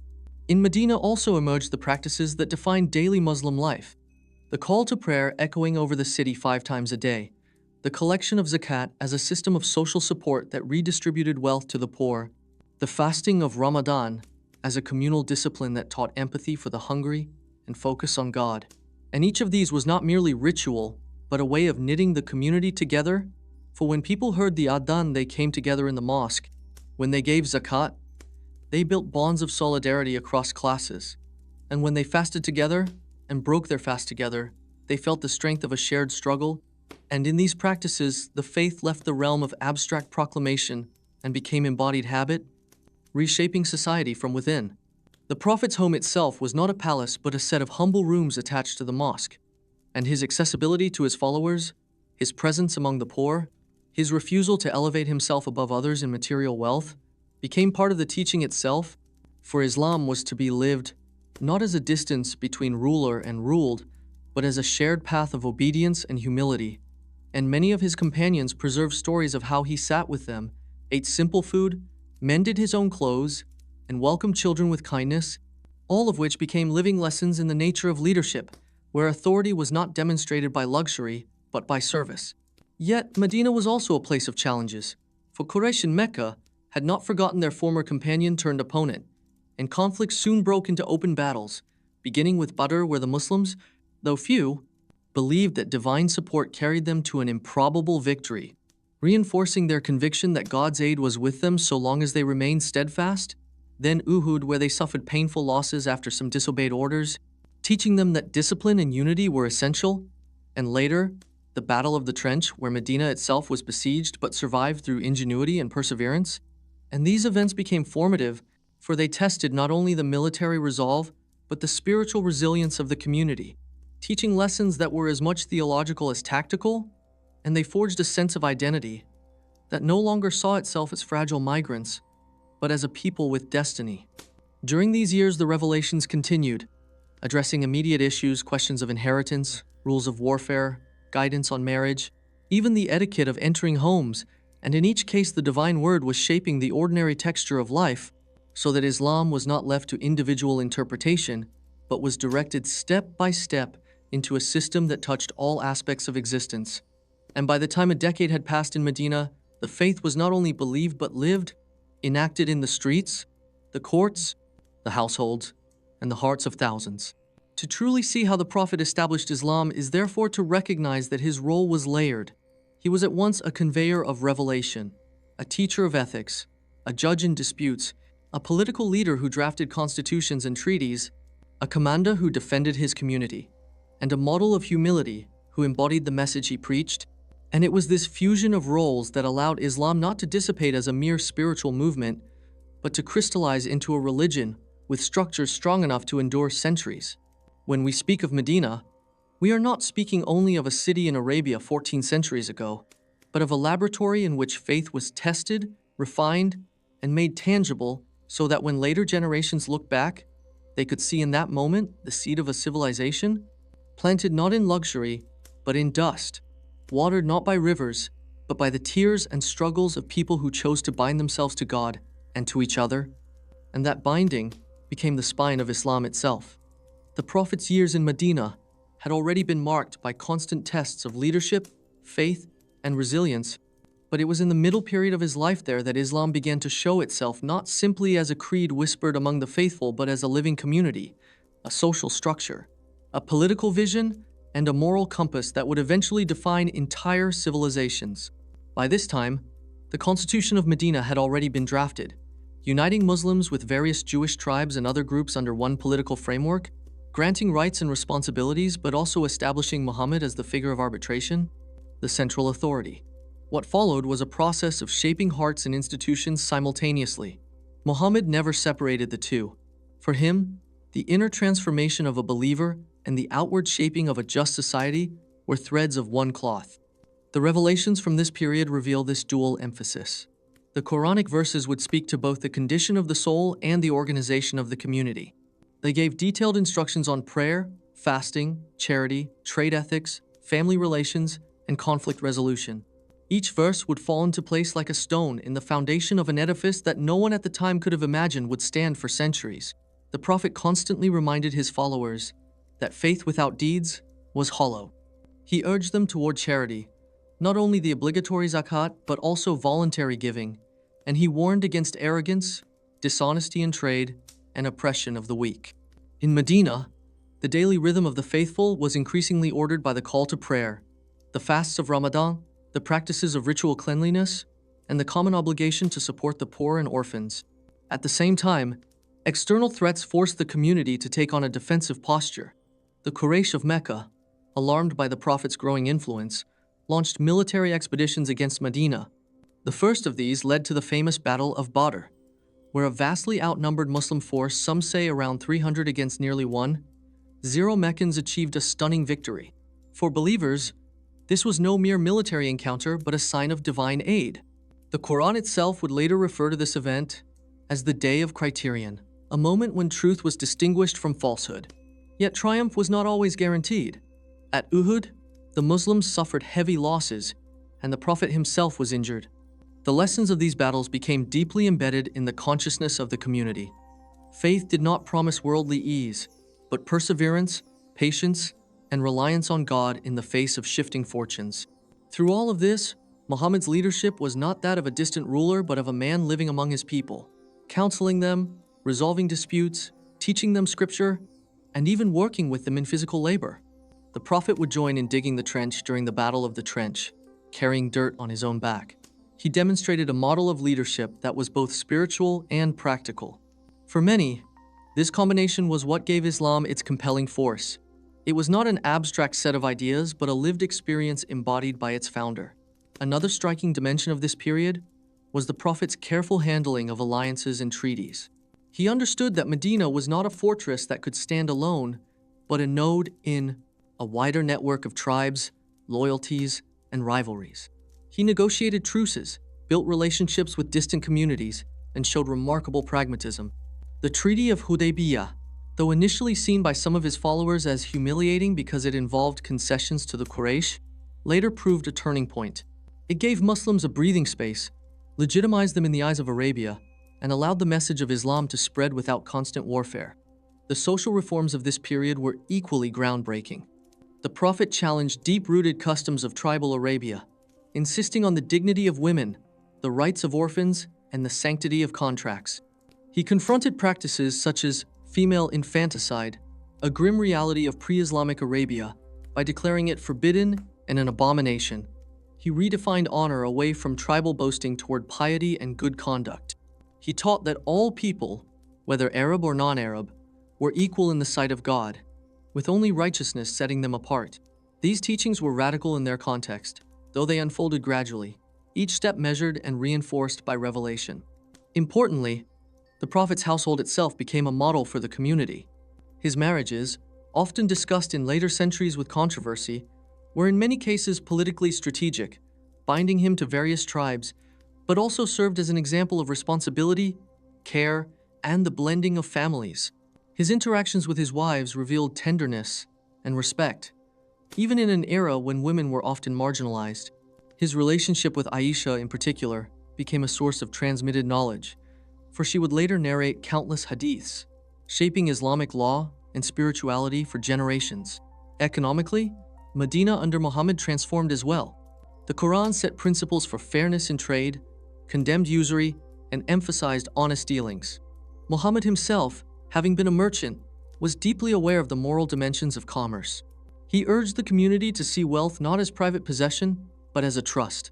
The zakat system institutionalized this principle, redistributing wealth to ensure that no one was left destitute. This economic ethic would later become one of the pillars of Islamic civilization, creating charitable institutions, waqfs, and systems of public welfare centuries before such ideas took root in other societies. As the community matured, a sense of distinct Muslim identity grew sharper. The Qibla, the direction of prayer, was changed from Jerusalem to Mecca, symbolizing a new orientation, both spiritual and communal. The rituals of fasting during Ramadan became a shared discipline, binding believers across social classes. Pilgrimage rites were reformed, stripped of idolatrous practices, and given new meanings centered on monotheism. Each of these reforms reinforced a sense of unity and distinction from other religious groups, while at the same time recognizing the continuity of the Abrahamic tradition. Yet, challenges never ceased. Hypocrisy within the ranks, resistance from some Jewish tribes, and the constant hostility of the Quraysh tested the Prophet's ability to govern. Revelations from this period often addressed these internal struggles, warning against betrayal, urging sincerity, and emphasizing that God knew what was hidden in the hearts. For the Prophet, the building of Islam was as much about safeguarding against inner corrosion as about fending off external threats. Through trials and tests, the message spread. Delegations began arriving from distant tribes, curious about this new faith and its charismatic leader. The Prophet would meet them, explain the message, and often seal the encounter with agreements. Islam's reach was no longer confined to Medina, or even to Arabia. Its ripples were being felt farther afield. Still, Muhammad never allowed success to become arrogance. He maintained humility, lived simply, and constantly reminded his followers that ultimate victory lay with God, not with human power. By the time this stage of his mission was unfolding, it was becoming clear to many that Islam was not a passing movement, but a new force in history, one that combined faith, law, ethics, and community into an inseparable whole. The Prophet's role in this was central. He was not only the conveyor of revelation, but also the living interpreter, the organizer of society, and the model of character. His life in Medina, especially during these middle years, showed how deeply intertwined the spiritual and the political were in his mission. He believed one could not flourish without the other. For the believers, every moment became a lesson. A battle was not just a military encounter, but a test of trust in God. A treaty was not just a political move, but a sign of divine wisdom. A meal shared, a dispute resolved, a prayer recited, all were part of building the fabric of Islam. And in this weaving, Muhammad stood as both weaver and thread, guiding the pattern even as he embodied it. In the years following the Treaty of Hudaybiyah, the balance of power in Arabia shifted dramatically. For although the pact seemed at first to restrain Muhammad and his followers, it in fact legitimized them before the broader tribal network and allowed Islam to spread with a speed that neither Quraysh nor any other power in Arabia could ignore. The treaty gave Muslims the breathing room to preach openly and to forge alliances that would ultimately undermine Quraysh supremacy. Letters were sent beyond Arabia's borders, some to the great empires themselves, the Byzantines and the Persians, and though most ignored them, the very act of sending such letters declared Islam's ambition to exist on a stage larger than the Hijaz. Within Arabia, tribes who had once wavered began to approach Muhammad, curious about the new faith, and keen to ally themselves with a force that seemed blessed with success. Conversion was not merely spiritual, it was political, and to stand with Muhammad was increasingly to stand with the future. Yet the path was not without blood. Raids and reprisals still marked the years, and when the treaty was eventually broken by Quraysh allies, Muhammad seized the opportunity to march on Mecca itself. The conquest of Mecca was not a chaotic sack, but a carefully orchestrated re-entry into the city that had once expelled him. Tens of thousands marched, yet resistance was minimal. The Kaaba, long filled with idols of every tribe and deity, was cleansed, its walls and sanctum dedicated solely to the worship of Allah, the God whom Muhammad had proclaimed since the days of solitude in Hira. It was both a return and a revolution. The Quraysh who had mocked him, persecuted his companions, and waged war against him now had little choice but to accept the new order. Many converted, some sincerely, others pragmatically, but Mecca, once the center of opposition, became a pillar of Islam. This moment was not simply a military triumph. It was the crystallization of Muhammad's vision, Arabia united under a single God. From this base, the Prophet oversaw the final years of his mission. The farewell pilgrimage, performed in the last year of his life, was not only a ritual act, but a demonstration of how Islam had absorbed and reshaped Arabian tradition. Standing before the multitudes on the plain of Arafat, Muhammad spoke words that would echo as a summation of his mission, that there was no superiority of Arab over non-Arab or of white over black, except in piety, that the rights of women must be respected, that usury and blood feuds were abolished. His sermon was both a declaration of moral principles and a reordering of society. It set forth Islam not just as a religion of private belief, but as a framework for law, economy, and community. In that speech, and in the pilgrimage itself, the scattered revelations of more than 2 decades were given institutional form. Islam was not merely a spiritual path, it was a civilization in embryo. The Quran, recited verse by verse in response to circumstances, was by now nearly complete, and its verses provided guidance on faith, worship, law, and ethics. The community, the Ummah, was bound not only by kinship, but by creed, and its cohesion allowed it to transcend tribal divisions that had defined Arabia for centuries. Muhammad's own life, from orphan to merchant to prophet and statesman, had become the model, the sunnah, that Muslims would look to in order to interpret how faith was to be lived. When he died in 632, there was grief and disorientation, for his presence had been the axis of the community, but the foundation he had laid ensured that Islam did not fragment with his passing. Instead, it entered a new phase, the caliphate, beginning with Abu Bakr, who reminded the people that Muhammad was a man, but Allah was eternal. Thus, the project Muhammad began endured, expanding beyond Arabia into empires and centuries. To speak of how Muhammad established Islam is to recognize that his work was at once deeply personal and cosmically ambitious. He began as a solitary seeker in the mountains, burdened by revelations that shook him to his core, and ended as the leader of a community that redefined an entire region. His establishment of Islam lay not only in conquest or treaty, but in the fusion of vision, law, ritual, and ethics into a coherent whole. It was a faith that spoke to the heart and also organized the city, that demanded personal devotion and yet reshaped collective identity. Islam, as established by Muhammad, was both a path to God and a system by which human beings could live together in justice, mercy, and solidarity. It was, in the end, an answer to the chaos of tribal Arabia, but it reached far beyond Arabia, offering itself as a message to all humanity.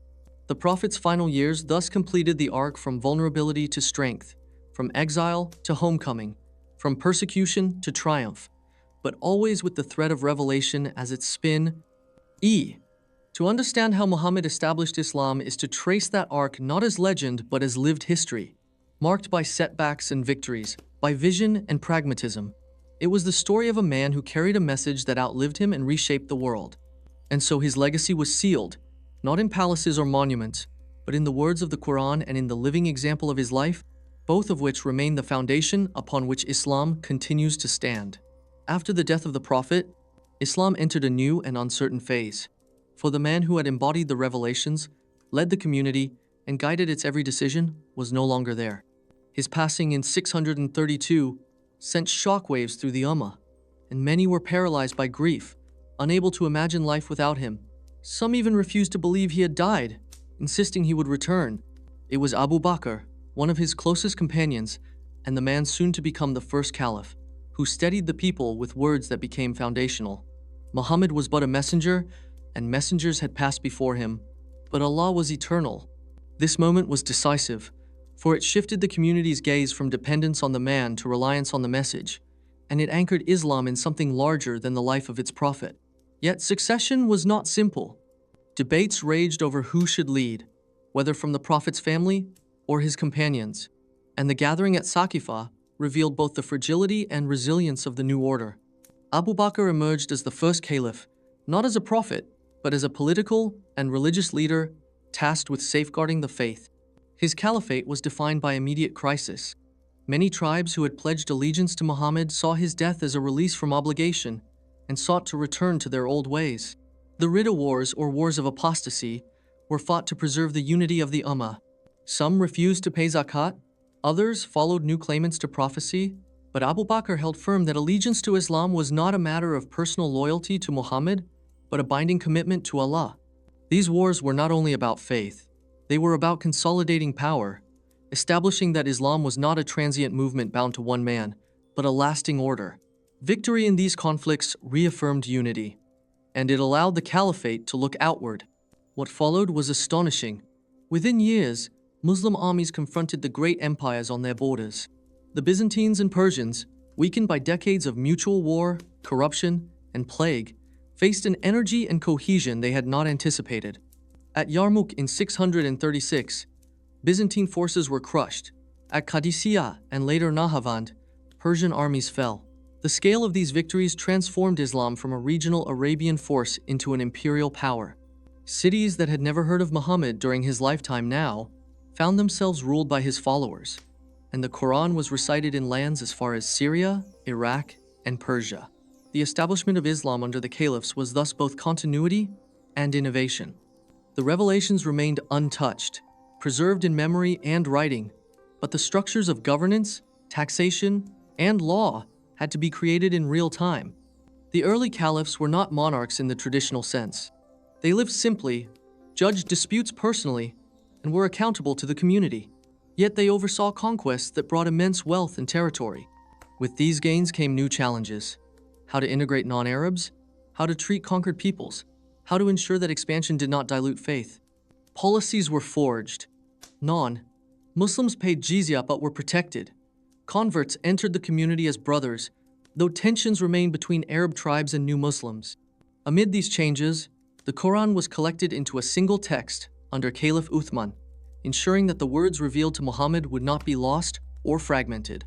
This act was crucial, for it fixed the scripture as the immutable core of Islam, transcending the accidents of history and geography. The caliphs, whatever their virtues or flaws, were temporary. The Quran would remain. Thus, in these decades after Muhammad, Islam proved its durability. It survived the loss of its prophet, the rebellions of tribes, and the shock of empire, and it did so by grounding itself in revelation while adapting politically. To say Muhammad established Islam is also to say that his companions, carrying his vision, extended it. Their battles, their administration, their decisions, all of it traced back to the foundation he had laid. Islam in this period was not yet the vast, intricate civilization it would become, but it was a living faith, expanding across continents, uniting disparate peoples under a single creed, and defining itself against empires that had seemed eternal but now crumbled before its rise. The Prophet's mission had ended, but the story of Islam was only beginning, and it was carried forward by men and women who believed that what had been revealed in the caves of Hira and lived in the streets of Medina was not a passing fire, but a light meant to shine across the world. As the caliphate stabilized under its first leaders, Islam began to face questions that went beyond the urgency of survival or the thrill of conquest, questions that were not only political but spiritual, legal, and cultural. How was the faith to define itself as it spread beyond Arabia, embracing lands with older traditions, powerful cultures, and intellectual legacies that stretched back centuries? The Quran remained the immutable word of God, but daily life demanded interpretation, and interpretation gave rise to scholars, jurists, and theologians. This was the birth of fiqh, Islamic jurisprudence, which sought to take revelation and apply it to governance, trade, family, and worship. The companions of the Prophet, who had lived by his side, became authorities whose memories and reports were treasured. Their recollections of his sayings and actions, what came to be known as hadith, were collected, sifted, and scrutinized. These were not idle exercises. They were efforts to preserve authenticity in a world where memory could falter and false claims could spread. The science of hadith criticism became a rigorous discipline, distinguishing the reliable from the weak, building chains of transmission that could be trusted. This process was slow and painstaking, but it gave Islam a second textual foundation alongside the Quran, a record of the Prophet's life that offered guidance where scripture was silent. Meanwhile, the caliphs presided over a rapidly expanding empire. Under Umar ibn al-Khattab, the second caliph, the empire stretched from Egypt to Persia, and with each new conquest came the challenge of administration. Cities like Damascus, Basra, and Kufa became garrison towns, centers of both military power and intellectual life. Umar established systems of taxation, created registers of soldiers to distribute stipends, and oversaw the appointment of governors. His justice was legendary, marked by simplicity and sternness, and stories of his nightly walks through Medina, disguised, to see the condition of his people, became part of the lore of Islamic leadership. Yet, even Umar's strong hand could not prevent internal divisions. He was assassinated by a Persian slave, and succession passed to Uthman ibn Affan, whose reign was marred by accusations of nepotism and growing unrest. It was during Uthman's time, however, that one of the most decisive acts in Islamic history occurred: the formal compilation of the Quran into a single, standardized text. Regional variations in recitation had begun to cause disputes, and Uthman ordered copies of the standardized Quran to be sent across the empire, with all other versions destroyed. This ensured unity of scripture, though it did not heal the political fractures. Uthman's assassination plunged the community into civil strife, the first fitna, or trial, which tested whether unity could survive political discord. Ali, the cousin and son-in-law of the Prophet, became caliph, but his authority was contested. Battles between Muslims, once unthinkable, now stained the early history of the faith.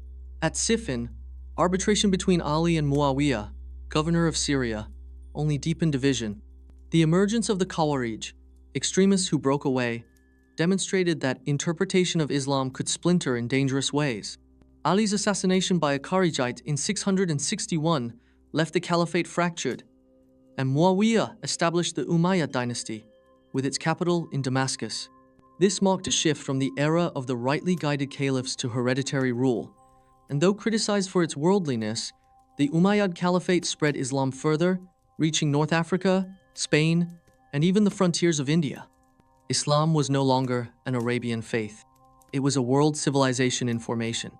The Arabic language became not only the medium of scripture, but the lingua franca of a vast empire. Arabic inscriptions appeared on public inscriptions, careful record-keeping, and landmark building projects signaled durability, while a hilltop sanctuary with a radiant dome in a Levantine city stood as both architectural achievement and a statement of continuity. Yet beneath the grandeur remained open questions. Was the movement local or universal in scope? Could newcomers claim full standing alongside early adopters? Could hereditary rule exist alongside the original idea of communal stewardship? These debates simmered as the tradition entered new lands. In the East, long intellectual lineages met the new current and enriched discussions of governance and philosophy.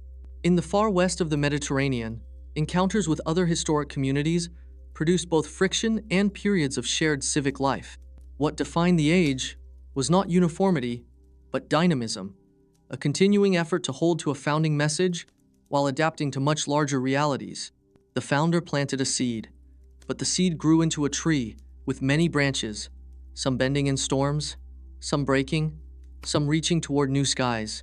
To understand how the foundation was truly laid, one must see how early successors carried the message beyond the peninsula and prepared the community to grapple with diversity, disagreement, and far-reaching administration. They showed that the way could continue without the founder's physical presence by rooting authority in a fixed canon, communal deliberation, and developing law.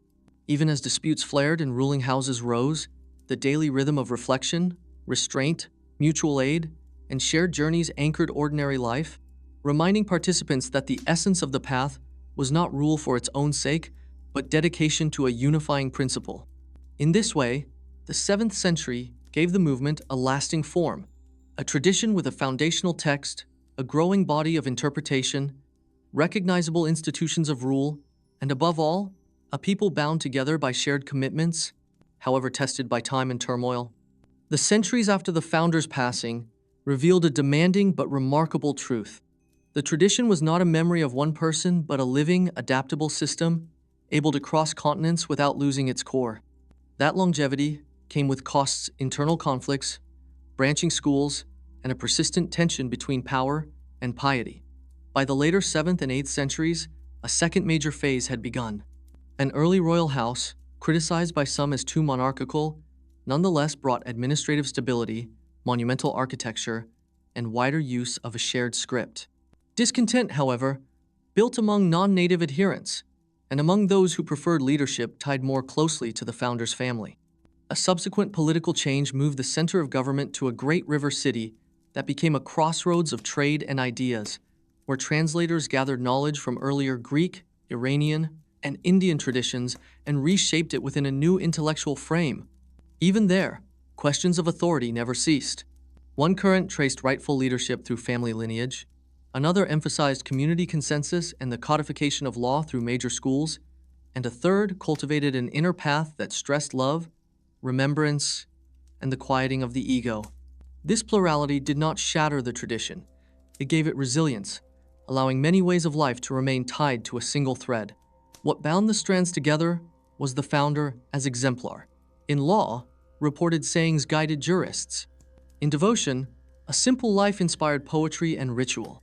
In politics, the early city community remained an ideal, however distant from later realities. The founder did more than call for oneness. He showed how conviction could structure an entire society.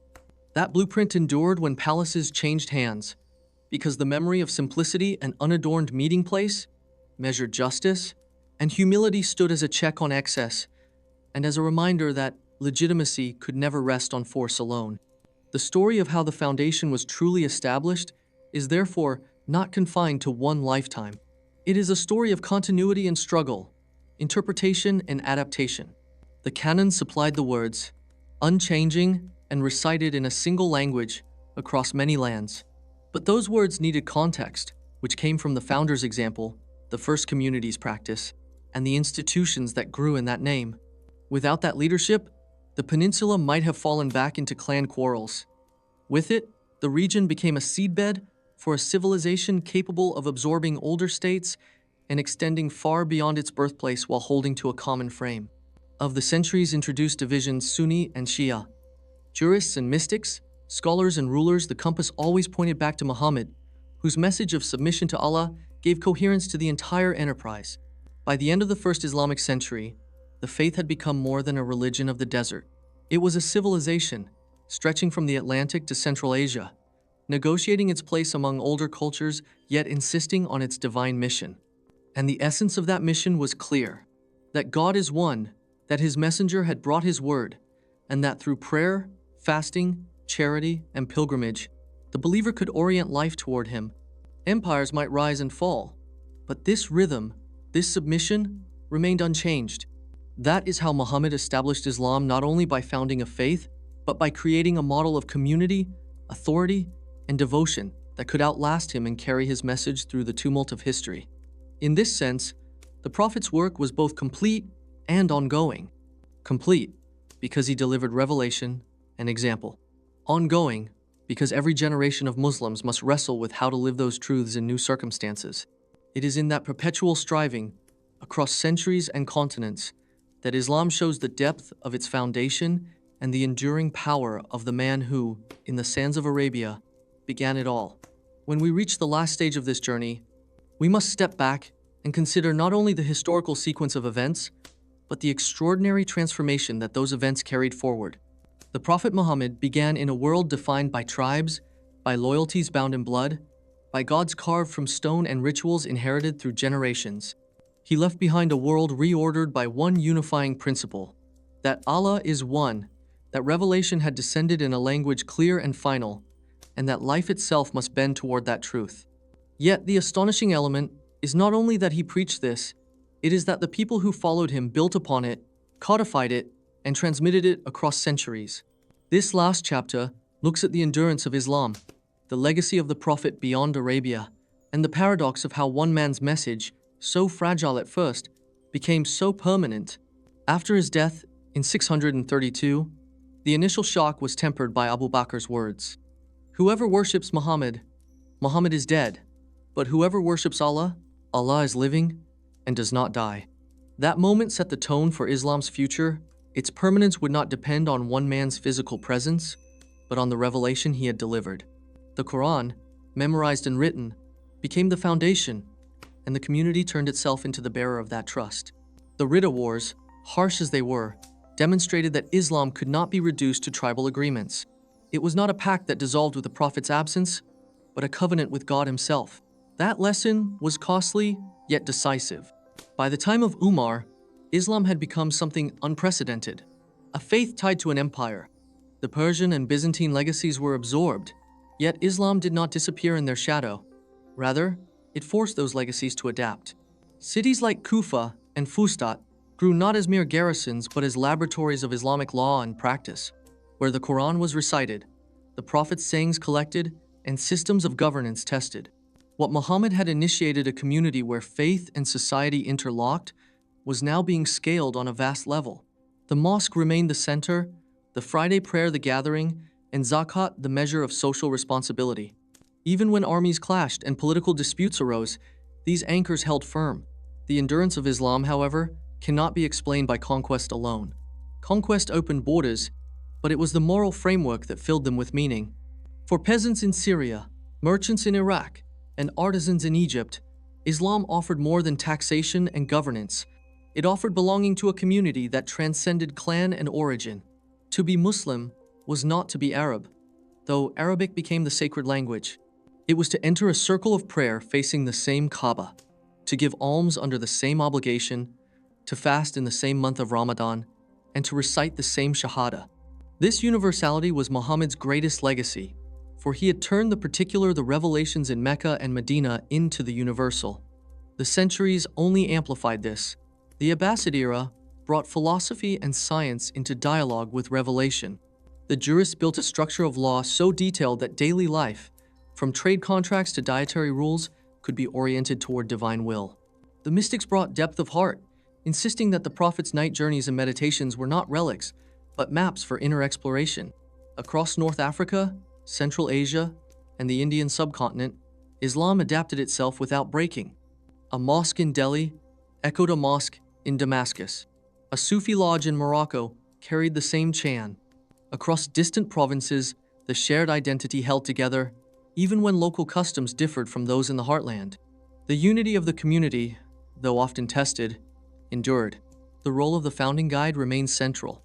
Reported sayings were gathered, examined, classified, and taught in study circles across many regions. His image was not drawn in paint but in words, a portrait of mercy joined to justice, decisiveness joined to humility. Accounts of his life became a moral compass for generations. When rulers faltered, poets invoked the founder's example to shame them back toward fairness. When jurists argued, they returned to that example for guidance. When seekers prayed, they longed to encounter him in dreams. He stood as the bridge between a fixed message and the human struggle to live by it. Yet a paradox gave the tradition its strength. The foundation was not set by freezing every detail, but by laying principles that could be applied with thought and care. The fixed text did not change, yet its use in daily life demanded reflection. The founder's practice held authority, yet transmission required discernment. Within this balance of permanence and flexibility lay the secret of longevity. Empires could rise and fall around it, but the path survived because it could be lived anew in every generation. External shocks, foreign administrations, and modern disruptions did not erase it.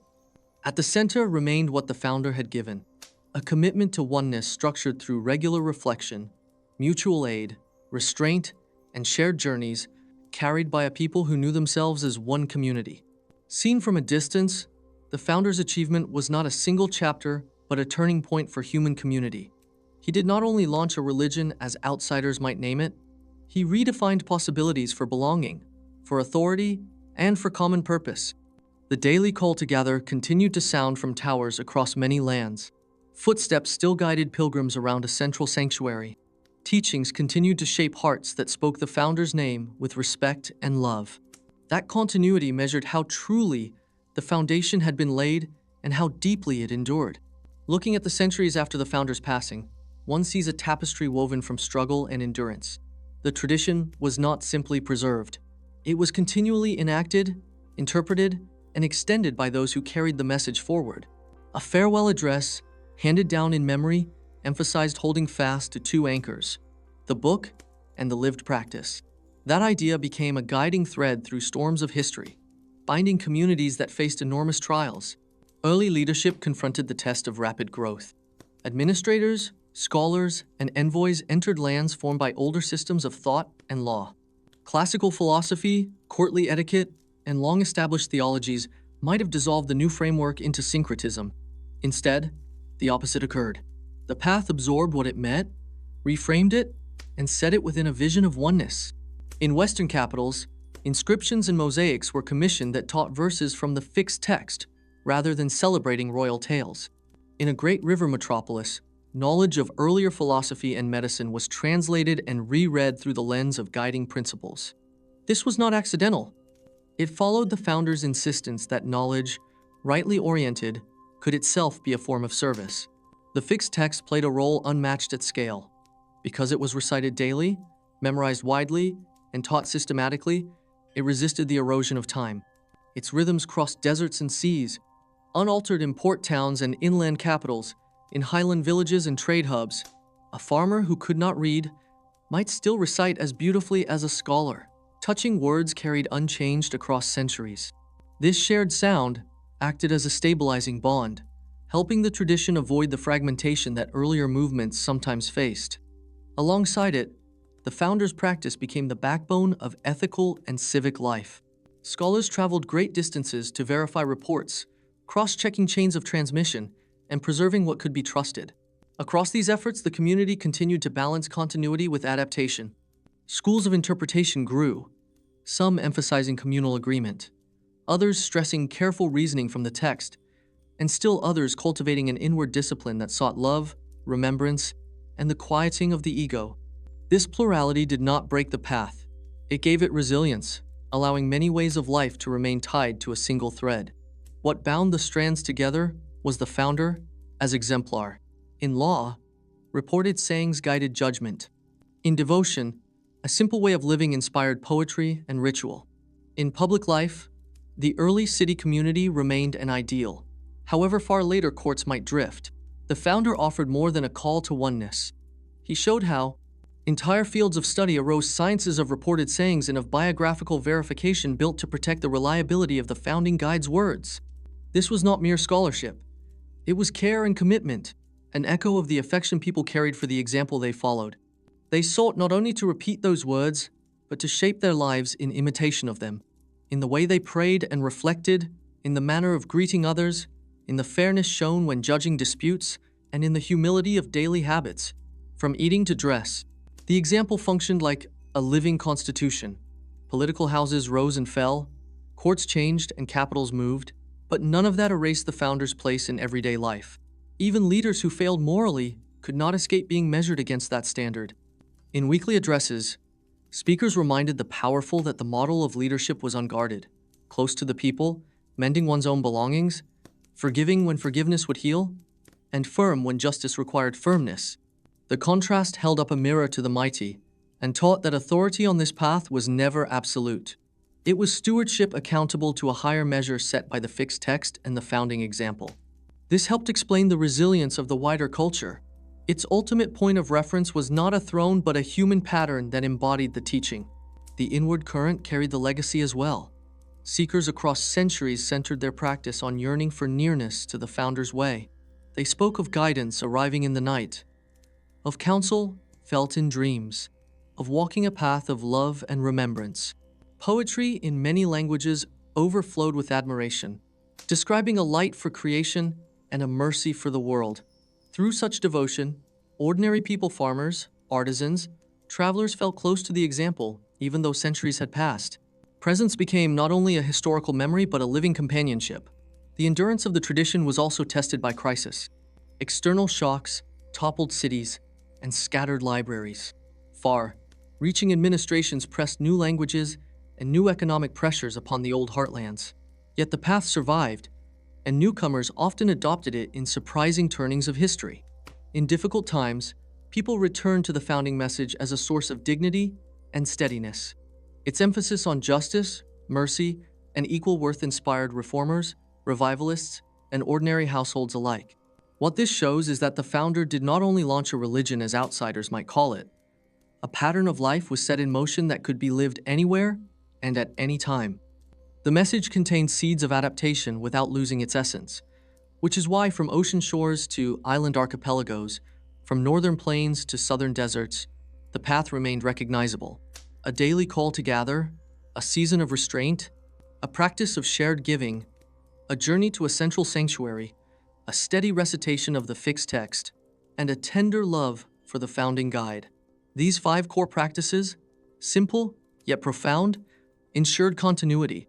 Around them, culture could vary, languages could change, ruling houses could vanish, but the path remained. Thus, the endurance after the founder was never a matter of power alone. It was the interlocking of scripture, practice, memory, and love that carried everything forward. Final reflections reveal not only a person, but a bridge between a high calling and the human effort to live by it. A presence whose words and actions reshaped the map of human community. The life on display was not that of a distant monarch, nor that of a recluse hidden from the world.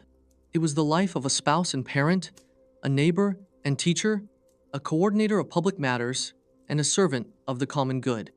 Every role was infused with sincerity and accountability, not to wealth or force, but to the shared measure of truth and fairness.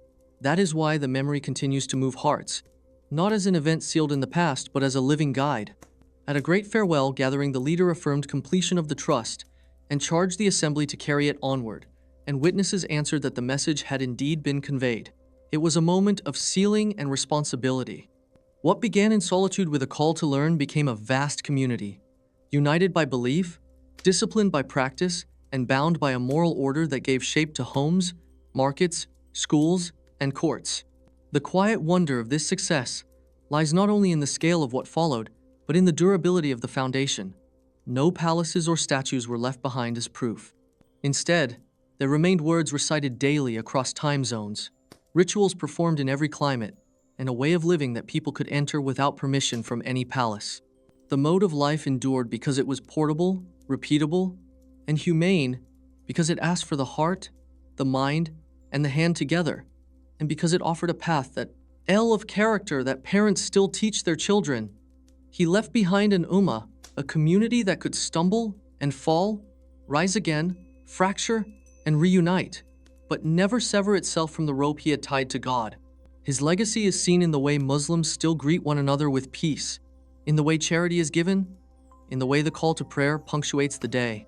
It is seen in the longing of millions who cross oceans and deserts to stand in Mecca and Medina, retracing his footsteps. It is seen in scholars who still pore over his sayings, in poets who still praise his name, in ordinary believers who whisper salawat upon him in moments of hardship. He remains not a distant legend, but a constant companion in memory and practice. For Muslims, the Prophet's life also sets the ultimate human example of balance, between the spiritual and the worldly, between justice and mercy, between firmness and gentleness. He prayed in the depth of night until his feet swelled, yet he smiled warmly to strangers. He led armies, yet forgave those who had tried to kill him. He ruled a state, yet patched his own clothes. He carried the weight of revelation, yet played with children. In that balance lies the secret of why his sunnah remains relevant across centuries, because it speaks to the fullness of the human condition. The closing chapter of his life, and of this story, is therefore not about ending but about continuation. Muhammad's mission was not only to deliver a scripture but to embody it, to prove that divine guidance could be lived in flesh and blood. And once lived, it could be imitated, generation after generation.